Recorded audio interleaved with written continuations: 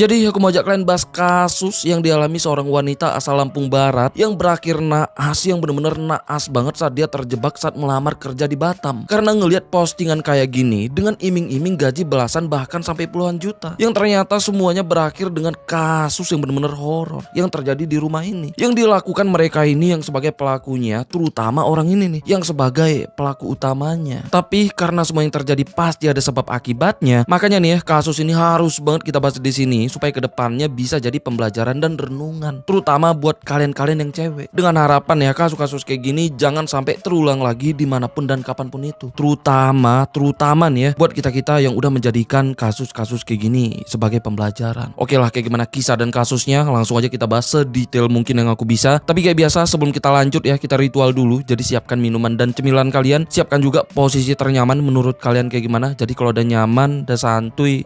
Nah, jadi soal kasus ini, yuk kita bahas.